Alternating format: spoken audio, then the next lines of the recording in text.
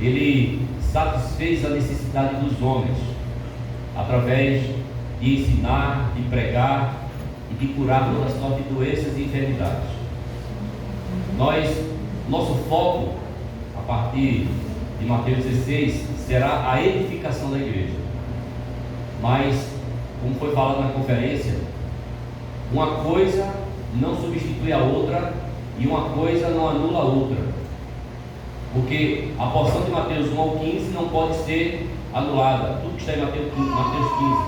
Não é porque agora nós vamos só focar a edificação da igreja, que o que o Senhor realizou em Mateus 16 não seja necessário. Pelo contrário, o que está em Mateus 16, Mateus 1 ao 15, é para Mateus 16 até o 28, mostrando que a pregação do Evangelho ela é necessária para a edificação da igreja. Porque Mateus 16 Jesus fala pela primeira vez sobre a igreja. Ele fala: edificarei a minha igreja. Mas para que haja igreja é necessário pessoas. Você não pode edificar sem materiais. Por isso que a igreja ela é edificada, mas ela é edificada realizando todas as coisas que o Senhor realizou na terra e que os discípulos realizaram aqui na terra, que é pregar o Evangelho para trazer as pessoas, para que essas pessoas se tornem materiais para a edificação da igreja. Enquanto nós estávamos no mundo, éramos materiais imprestáveis, destinados ao lago de fogo, à condenação. Mas quando o Evangelho chegou a nós fomos transformados em materiais imprestáveis, em materiais agora para a edificação da igreja. E agora nós somos pedras vivas, porque recebemos a vida do Cristo, o Filho do Deus vivo. E a igreja é a igreja do Deus vivo, porque ela tem a vida do Cristo, o Filho do Deus vivo. Louvado seja o Senhor. Então, essa mensagem, nós vimos que dentro da primeira porção de Mateus, do 1 ao 15, nós temos o capítulo 9.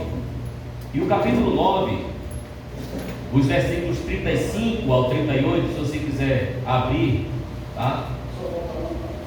Volta uma página, o capítulo anterior. Ali mostra que o Senhor, ele vendo as multidões, ele se compadeceu delas, porque elas estavam aflitas e exaustas, como ovelhas que não têm pastor. Assim é a condição das pessoas.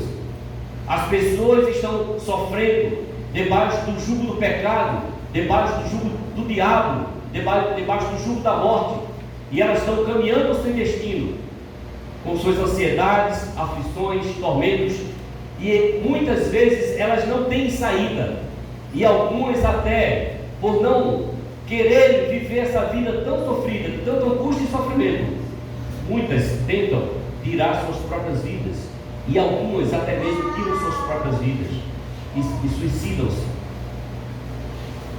e se perdem e vão para o inferno, vão para o lago de fogo. Já morrem, já vão direto para o inferno, e quando ressuscitarem serão lançadas no lago de fogo. Então Jesus se compadeceu dessas pessoas. Então, diante dessa necessidade, o Senhor, ele pediu que os discípulos orassem, eles rogassem ao Senhor da seara, para que ele enviasse trabalhadores para a sua seara. E ele falou: grande é a seara. Versículo 36, né? Acho que é o 37, né? Ele fala: grande é a seara, poucos são os trabalhadores. Irmãos, realmente, nós vamos observarmos quem está indo às ruas, né? Contatando as pessoas no seu dia a dia.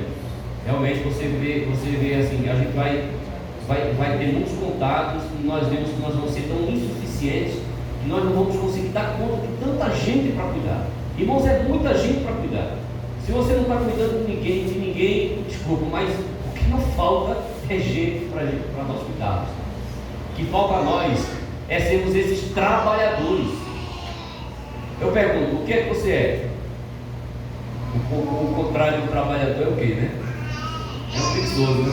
Não quer fazer nada, né? Jesus não chama preguiçosos, Ele está chamando trabalhadores para a sua seara. O próprio Deus, o próprio Senhor Jesus, Ele era um trabalhador. Jesus disse: meu Pai trabalha até agora e eu também trabalho. Então Jesus trabalhou, né? Deus trabalhou na sua criação, Deus trabalha provendo o homem de todas as coisas, sustentando toda a criação para manter o homem vivo. Ele trabalhou na redenção e Ele continua trabalhando hoje para salvar os homens, para salvar os pecadores. E as pessoas, irmãos, são como esses trigos na seara, né? O Senhor manda trabalhadores para colher os trigos, colher no trigal, na seara. E o Senhor Jesus disse assim: você disse que ainda há 4 meses para a ceifa.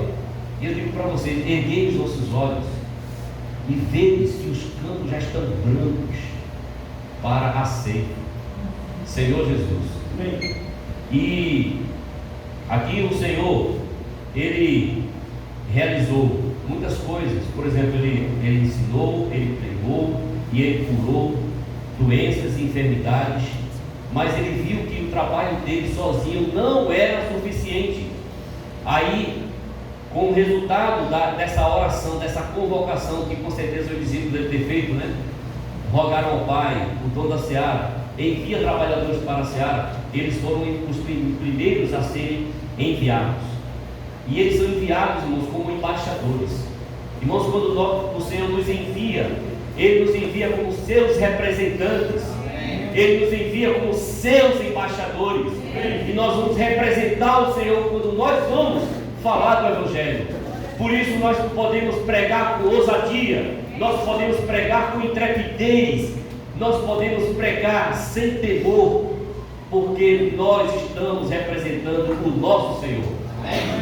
Ele é o Rei e Ele nos envia com sua autoridade. Por isso que Mateus 10, nós vamos agora aí para o capítulo 10, versículo 1, aqui fala: tendo chamado os seus 12 discípulos, Deus, Jesus, autoridade sobre espíritos imundos para os expelir e para curar toda sorte de doenças e enfermidades. Ou seja, Jesus delegou eles e os enviou como representantes da mesma autoridade.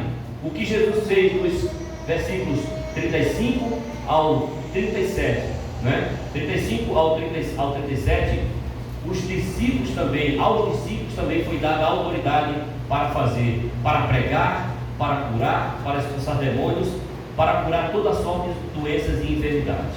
Senhor Jesus. E neste capítulo 10, nós vamos ver 2 coisas principais.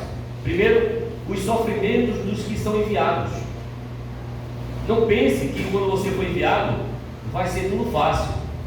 Não pense que você, quando for pregar o Evangelho para alguém, não pense que é todo mundo que vai aceitar o Evangelho. Pelo contrário, alguns vão dizer não para você, alguns vão bater no seu rosto, né?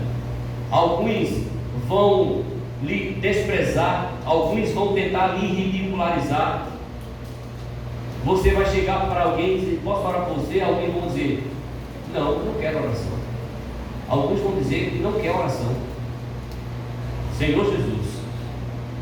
Mas, irmãos, o Senhor então, nessa porção de Mateus, Ele dá algumas instruções, Ele dá algumas admoestações, fala das dificuldades, ao mesmo tempo dá estímulos para os discípulos e fala também quais serão as recompensas dos embaixadores, que é a glória dos embaixadores. Senhor Jesus. Amém. É a primeira coisa que nós precisamos ver, né? O primeiro princípio que nós precisamos ver em Mateus 10 é que o mundo precisa conhecer o que Deus fez por eles. Amém. As pessoas precisam conhecer o que Deus fez por elas. Amém. O mundo precisa conhecer a salvação que Deus preparou para elas, as pessoas. Senhor Jesus. Amém. E há necessidade destes que já experimentaram a salvação, que somos nós. Você experimentou a salvação de Deus? Você já foi salvo? Você já foi perdoado e justificado? Você recebeu a vida de Deus? Então você experimentou já a salvação.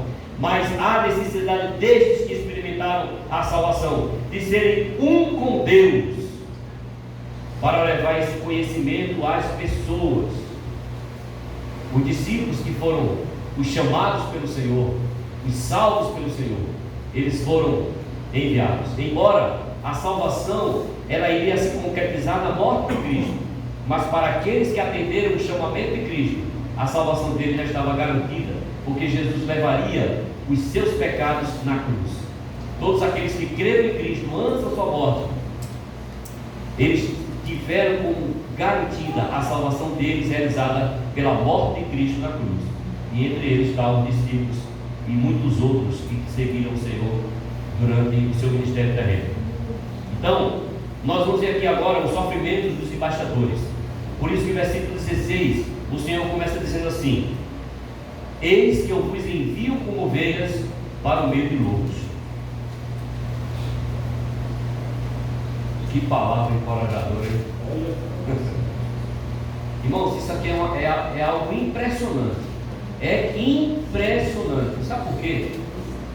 Você já viu algum pastor mesmo, de ovelhas, enviar as ovelhas para o meio de lobos?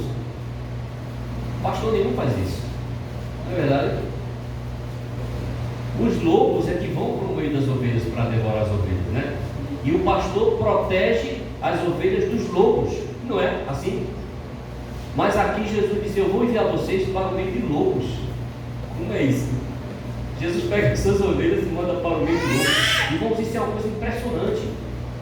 Isso deve nos impressionar. Aqui nós temos dois princípios. Por que o Senhor envia os seus embaixadores para o meio de lobos? Primeiro, nós éramos lobos, tá certo? Lembre-se que antes de sermos ovelhas, nós éramos lobos. Não tem nenhum aqui que possa dizer: eu nunca fui lobo. Mas todos nós somos lobos. Todos nós tentamos tirar vantagem de alguém. Todos nós mentimos. Todos nós, né, pecamos, né? Todos nós perdemos a paciência. Já explodimos em nosso temperamento. E ainda acontece, ainda a natureza do lobo ainda está dentro de nós, mesmo sendo ovelhas. Então, por que o Senhor envia os que eram lobos e agora são ovelhas para o meio de lobos? Primeiro, para converter os lobos em ovelhas. Irmãos, tem muitos lobos no mundo, mas o Senhor quer converter os lobos em ovelhas. Amém. Senhor Jesus. Isso é a primeira coisa. As ovelhas irão transformar esses lobos em ovelhas. Só que nem todos os lobos se tornarão em ovelhas. Aí é onde está o sofrimento. Porque o sofrimento dos embaixadores será causado pelos lobos que não querem se transformar em ovelhas, ou pelos lobos que se demorarão em se transformar em ovelhas. Porque quando ele for lobo, ele vai lhe atormentar. Ele não vai querer ouvir a sua palavra. Ele talvez vai falar mal de você. Ele vai criticar você. Ele vai desprezar você. Ele vai lhe perseguir. Senhor Jesus. Eu estou falando aqui, mas ainda não é a nossa realidade, ainda não é a realidade de todos nós, de pregar o Evangelho todo dia. Mas eu creio que os irmãos da igreja primitiva pregavam o Evangelho todo dia, então eles sofriam todo dia. Se você for ler em Atos, era perseguição todo dia, né? No livro de Atos, os crentes eram perseguidos para todos os dias, né? Senhor Jesus. O segundo aspecto, segundo princípio, né? É que quando o Senhor nos envia para o meio de lobos, Ele nos alerta sobre os perigos. Quando Ele fala: estou enviando vocês para o meio de lobos, como se eu estou enviando vocês para uma situação perigosa, e que vocês serão hostilizados, vocês serão rejeitados por muitos. Só que, se nós vemos os sofrimentos que os embaixadores do Senhor aqui, que são os 12 apóstolos, sofreram, nem se comparam com a cara feia de uma pessoa que você prega o Evangelho com ou não. Nem se comparam. Se eu só ler o livro de Atos, você vê: era martirizado, era apedrejado, né? Perdia a cabeça. Pedro mesmo, Tiago mesmo, foi decapitado. Se você for ver a perseguição de Atos, você começa a ver o primeiro sofrimento. O primeiro marco da igreja foi Estevão, apedrejado por lobos religiosos, verdadeiros lobos. Senhor Jesus.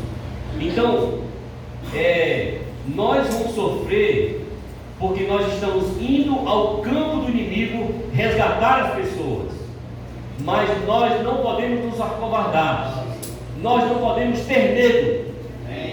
Você começará a enfrentar a perseguição e o sofrimento por parte dos lobos quando você se dispuser a pregar o Evangelho. Enquanto você não se dispõe a pregar o Evangelho, você não sabe o que é perseguição, não. É muito tranquilo. É muito tranquilo. Nem um vizinho vai te incomodar, não. Nem um colega de escola, nem um colega de trabalho vai te incomodar, não. Mas comece a pregar o Evangelho para você começar a ver o que é perseguição. Senhor Jesus.